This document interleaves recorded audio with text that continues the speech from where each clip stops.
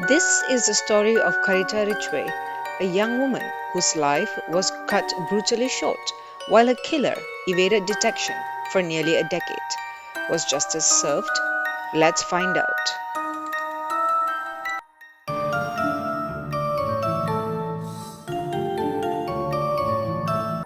Carita Ridgway was born on 3rd March 1970 in Perth, Australia. After pursuing an education in Sydney, Carita eventually settled back in the beachside suburb of Clovelly. By the age of 21, Carita had already tried her hand at modeling, but eventually decided to pursue acting instead. However, there was a problem. Acting classes were expensive and Australia's economy was going through a major recession. When Karita's older sister Samantha decided to move to Tokyo to be with her boyfriend Hideki, Karita saw an opportunity to make some much needed cash. She would join Samantha in teaching English as a foreign language for a few months and save up enough to pay for acting. In 1992, Karita also ended up working in the Ginza area of Tokyo as a hostess in a local bar and started saving additional money for acting school.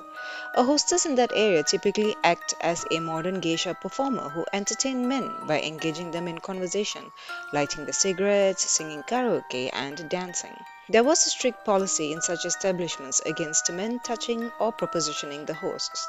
However, hostesses were allowed to accept drinks, gifts, and invitations to outside social occasions.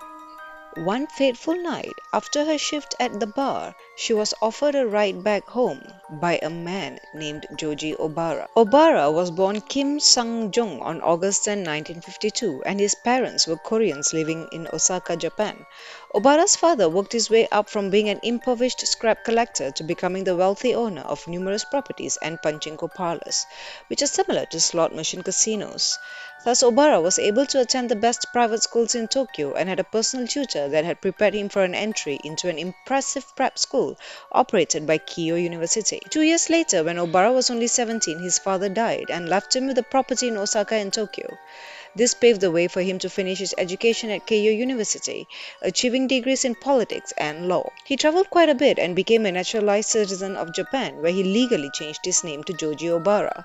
His real estate investments served to expand his fortune to nearly 40 million US dollars. Obara was also known to abuse drugs, a habit that only escalated with his failed empire. He developed a preoccupation with white women who were considered status symbols by many men in Japan. This seems to be when his sexual crimes began to take hold. Obara would dose his victims with chloroform to incapacitate them, then abduct and rape them. Though he preferred white women, his sex crimes didn't discriminate. Many of his victims were Japanese, and at the time of his eventual arrest, more than 400 tapes he had made of him sexually assaulted women were recovered. Police also found journals in which Obara referenced conquest play. This seemed to be his euphemism for sexually assaulting women who he described in his writings as being only good for sex. On the night that he offered Carita a ride home, he had similar intentions for her. Once he had her alone, he dosed her with chloroform and then proceeded to assault her. The dosage proved to be too much and led to her liver failure and brain death. Panicked, Obara took her to the hospital where he used an alias when speaking to the staff. He informed them that she was experiencing food poisoning from having eaten oysters. Carita was later unplugged from life support by her family and allowed to die. She was cremated and her ashes were returned to Australia.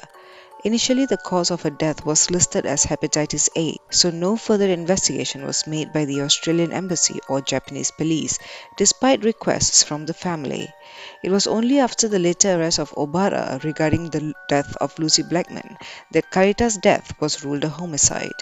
The items recovered during the search of his home included a videotape of him assaulting an unconscious Carita. There was also a journal entry that read, Carita Ridgeway, too much chloroform. Obara was charged with drugging, raping, and killing Carita Ridgeway. He was brought to trial in July 2001 and was found guilty of multiple rapes based on the reports from various women and the recovered videotapes. He was convicted of the rape and manslaughter of Carlita. There was a videotape of his encounter with her, and he was identified as the man who had taken her to the hospital.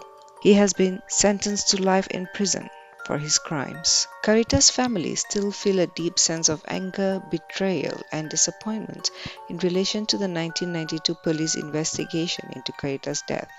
They claim that they were ignored and laughed at when they turned to the police for help, and they have respectfully requested the Japanese government to set up an independent inquiry into the 1992 police investigation of Carita's death.